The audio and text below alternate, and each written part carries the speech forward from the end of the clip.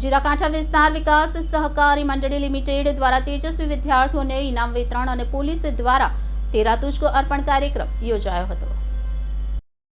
હજીરા કાંઠા વિસ્તાર વિકાસ સહકારી મંડળી લિમિટેડનો 29મો વાર્ષિક ઇનામ વિતરણ કાર્યક્રમ યોજાયો। હજીરા કાંઠા વિસ્તારના ગામોમાં અનેક વિકાસલક્ષી તેમજ સમાજ કલ્યાણ માટે હજીરા કાંઠા વિસ્તાર વિકાસ સહકારી મંડળી લિમિટેડ અગ્રેસર રહેતી આવી છે। તાજેતરમાં નવા અભ્યાસક્રમની શરૂઆત થઈ છે, ત્યારે હજીરા વિસ્તારમાં રહેતા પરિવારના તેજસ્વી વિદ્યાર્થીઓ માટે છેલ્લા 29 વર્ષથી ઇનામ વિતરણ કાર્યક્રમ યોજતી આવી છે। આ સાથે સુરત શહેર પોલીસ દ્વારા તેરા તુજકો અર્પણ કાર્યક્રમનું આયોજન કરવામાં આવ્યું, જેમાં police commissioner Anupamsinh Gehlot, zone 6 ના ડીસીપી સહિત પોલીસના ઉચ્ચ અધિકારીઓ હાજર રહ્યા।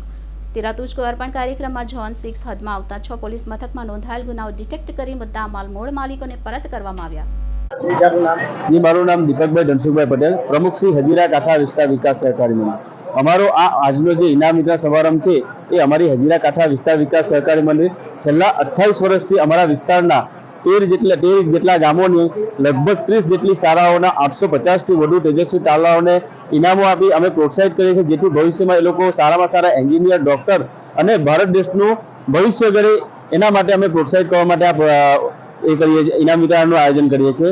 અમારા આ 29માં ઇનામ વિતરણ સમારંભમાં અમારા તેજસ્વી તાલાઓને સન્માન માટે માનનીય શ્રી સુરત પોલીસ કમિશનર સાહેબ શ્રી અનુપમસિંહ ગહેલોત સાહેબ તેમજ જિલ્લા શિક્ષણાધિકારી સાહેબ શ્રી જયેશભાઈ પટેલ, તાલુકા પંચાયત પ્રમુખ શ્રી તૃપ્તિબેન પટેલ, લતાબેન પટેલ જેઓ કારોબારી અધ્યક્ષ તાલુકા પંચાયત, તેમજ અમારા આજુબાજુના ગામના સરપંચીઓ, તાલુકા પંચાયત સભ્યો, જિલ્લા પંચાયત સભ્યો અને ગામના વિસ્તારના આગેવાનોએ બાળકોને ઇનામો જે લઈ રહ્યા છે એમને પ્રોત્સાહિત કરવા માટે જે આવી ઉત્સાહ વધાર્યો છે એ બદલ હું તમામનો ખૂબ ખૂબ આભાર માનું છું।